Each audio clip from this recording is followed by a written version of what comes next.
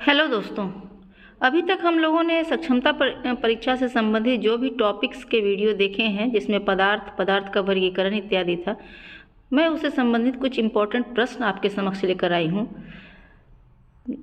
पहला प्रश्न है, निम्नलिखित में से कौन सा रासायनिक परिवर्तन नहीं है? दूध से दही बनना, कागज़ का गीला होना, कागज़ का गलना सड़ना, लोहे पर जंग लगना।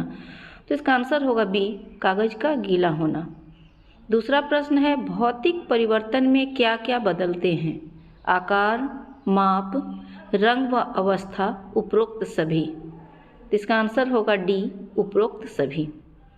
तीसरा प्रश्न है, निम्नलिखित में कौन सा रासायनिक परिवर्तन नहीं है? बीजों का अंकुरण, फल का पकना, रबर बैंड का खींचना, भोजन का खराब होना। तो इसका आंसर है सी, रबर बैंड का खींचना। अगला प्रश्न है, परिवर्तन किस कारक पर निर्भर करता है? अवस्था में परिवर्तन, रचना में परिवर्तन, रंग में परिवर्तन, उपरोक्त सभी। आंसर है डी, उपरोक्त सभी। अगला प्रश्न है, क्रिस्टलीकरण जो है वह किसका उदाहरण है? रासायनिक अभिक्रिया, भौतिक अभिक्रिया, रासायनिक परिवर्तन, जैविक अभिक्रिया। तो इसका आंसर होगा बी, भौतिक परिवर्तन। इसके बाद अगला प्रश्न है, स्वच्छ वायु में ऑक्सीजन कितने प्रतिशत होते हैं? 21%, 4.4%, 16.4%, 0.04%। तो इसका उत्तर है 16.4, 16.4%। अगला प्रश्न है, निम्न में से कौन सा रासायनिक परिवर्तन है? लोहे में जंग लगना, भोजन को पकाना, ए और बी दोनों, कोई नहीं। इसका आंसर है सी, ए और बी दोनों। अगला प्रश्न है, निम्न में से कौन सा भौतिक परिवर्तन नहीं है? भोजन का पकाना, लोहे का चुंबक बनना, ए व बी दोनों, लोहे को जंग लगना। आंसर है ए, भोजन का पकाना। अगला प्रश्न है, निम्न में से कौन सा भौतिक परिवर्तन नहीं है? निम्न में से कौन सा भौतिक परिवर्तन का उत्तर नहीं है? तो दूध का खट्टा होना, दूध को गर्म करना, दूध को ठंडा करना, दूध में पानी मिलाना। तो इसका आंसर होगा ए, दूध का खट्टा होना। यह रासायनिक परिवर्तन है, भौतिक परिवर्तन नहीं है। अगला है, लोहे पर जंग लगने के लिए क्या आवश्यक है? गर्मी, ऑक्सीजन, नमी, बी व सी दोनों। तो आंसर है डी, बी और सी दोनों। अगला प्रश्न है, एक भौतिक परिवर्तन है प्रकाश संश्लेषण, जल में शक्कर का घुलना, कोयले का जलना, भोजन का पाचन। तो आंसर बी है, जल में शक्कर का घुलना। अगला प्रश्न है, निम्नलिखित में से कौन सा रासायनिक परिवर्तन है? आलू के टुकड़े पर आयोडीन घोल से नीला करना, पके हुए फलों का रंग बदलना, कटे हुए सेब के रंग का भूरा हो जाना, उपरोक्त सभी। तो आंसर है सी, कटे हुए सेब का रंग भूरा हो जाना। अगला है, निम्नलिखित में से कौन सा परिवर्तन रासायनिक है? लोहे में जंग लगना, लोहे को गर्म करना, लोहे को ठंडा करना और विद्युत बल्ब का जलना। ये लोहे पर जंग लगना रासायनिक परिवर्तन है। अगला प्रश्न है, कौन सी अभिक्रिया भौतिक परिवर्तन का उदाहरण है? प्रकाश संश्लेषण, भोजन का पाचन, वाष्पीकरण और अंकुरन। तो इसका आंसर होगा सी, वाष्पीकरण।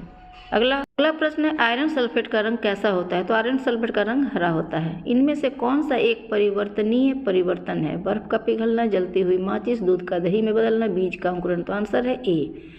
फिर अगला है, निम्नलिखित में से कौन सा परिवर्तन भौतिक है? पानी का जमना, पानी का भाप बनना, बर्फ का पिघलना और डी, उपरोक्त सभी। तो इसका आंसर होगा डी, सभी।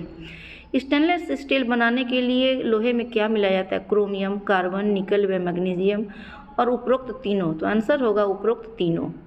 अगला प्रश्न है, पटाखे का विस्फोट एक रासायनिक परिवर्तन है क्योंकि इसमें क्या उत्पन्न होता है? तो इसमें उत्पन्न होता है ऊष्मा, प्रकाश, ध्वनि और रुचिकर गैसें। ये सभी इसमें उत्पन्न होते हैं।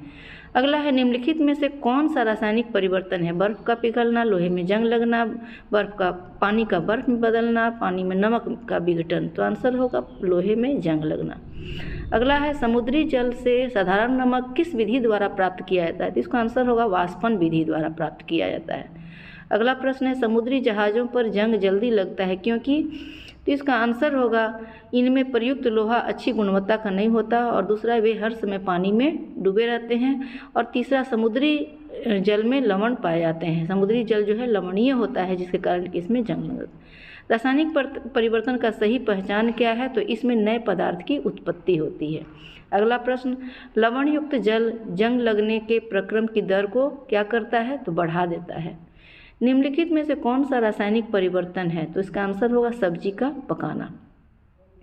अगला है, निम्नलिखित में से कौन सा भौतिक परिवर्तन है? जो है लोहे में जंग लगना, आयरन की ताप, लकड़ी का जलना और फल का पकना। तो आंसर होगा भौतिक परिवर्तन आयरन का गर्म होना या ताप। निम्न में से किसके रवे या क्रिस्टल प्राप्त नहीं किए जा सकते? Sodium chloride, carbon, copper sulphate, iron sulphate. तो इसमें आंसर है बी, कार्बन के रवे नहीं प्राप्त किए जा सकते। 28 नंबर में निम्नलिखित में से कौन सा रासायनिक परिवर्तन का एक उदाहरण है? मोम का पिघलना, मोमबत्ती का जलना, लोहे की छड़ का गर्म होना, बुने हुए स्वेटर का ऊनी धागा। तो आंसर होगा मोमबत्ती का जलना। अगला है, कौन सा एक भौतिक परिवर्तन है? तो इसका आंसर होगा विद्युत बल्ब का प्रदीप्त होना। विद्युत बल्ब का जलना एक भौतिक परिवर्तन है। लोहे की चादर पर जिंक की परत चढ़ाना क्या कहलाता है? तो ये कहलाता है गैल्वेनीकरण, गैल्वेनाइजेशन या गैल्वेनीकरण। अगला प्रश्न है, रासायनिक परिवर्तन के विषय में कौन सा तथ्य सत्य है? तो इसका आंसर होगा उपरोक्त सभी। ऊष्मा प्रकाश अवशोषित होता है और मुक्त होता है, रंग में परिवर्तन, गंध में परिवर्तन होता है, ध्वनि भी उत्पन्न होती है। तो इसलिए उपरोक्त सभी। ये सारी बातें मैंने अपने वीडियो में बताई है। इनमें से कौन सा सबसे छोटा कण है? तो इसका आंसर होगा बी, एक अणु। अगला प्रश्न, लोहे को जंग लगने के लिए कौन सी ऋतु उपयुक्त होती है? वर्षा ऋतु, शरद ऋतु, वसंत ऋतु, गर्म ऋतु। तो आंसर है वर्षा ऋतु। अगला प्रश्न, निम्न में से कौन सा रासायनिक परिवर्तन है? दूध का दही जमना, लकड़ी का जलना, लोहे को जंग लगना, उपरोक्त सभी। तो इसका आंसर होगा डी, उपरोक्त सभी। अगला प्रश्न, निम्नलिखित में से कौन सा पदार्थ का भौतिक गुण नहीं है? आकार, माप, रंग और रासायनिक। तो इसका आंसर होगा रासायनिक। यह जो है पदार्थ का भौतिक गुण नहीं है। अब प्रश्न पर आते हैं कि एक ही प्रकार के परमाणु किसमें मिलता है? तो आंसर होगा प्राकृतिक तत्वों में। दूसरा, दो या दो से अधिक तत्वों के मात्रा के विचार से एक निश्चित अनुपात में संयोग करने से जो बना पदार्थ है वह क्या कहलाता है? यौगिक कहलाता है। अगला, दो या दो से अधिक शुद्ध पदार्थों को किसी भी अनुपात में मिला देने से क्या बनता है? मिश्रण बनता है। ऐसे तत्व जिसमें धातु और अधातु के गुण पाए जाते हैं क्या कहलाते हैं? उपधातु। कौन सी धातु विद्युत की कुचालक होती है? आंसर लेड या सीसा। अगला प्रश्न है, कोयला और हीरा क्या है? तो एक तत्व है। फिर अगला है, सिलिकॉन, आर्सेनिक, एंटीमनी, बिस्मथ है क्या है? एक उपधातु है।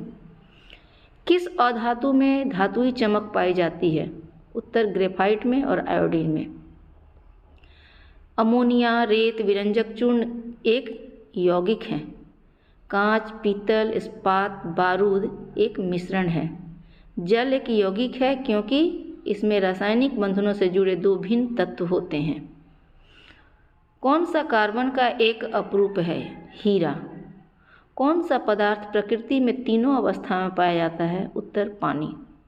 स्टेनलेस स्टील एक मिश्र धातु है जबकि वायु एक मिश्रण है। अगला प्रश्न, कौन सा ना तो तत्व है और ना ही यौगिक? उत्तर वायु। अगला, पदार्थ की चतुर्थ अवस्था क्या कहलाती है? प्लाज्मा। विश्व का प्रत्येक पदार्थ अत्यंत सूक्ष्म कणों से मिलकर बना है। यह सर्वप्रथम किसने कहा था? उत्तर में कणाद ने। ये कणाद ऋषि थे जिन्होंने सर्वप्रथम इसके बारे में बताया था। अगला प्रश्न है, शुद्ध तत्व कौन सा है? तो इसका आंसर है सोडियम। तो इस तरह से हम लोगों ने अपने क्वेश्चन को देखा।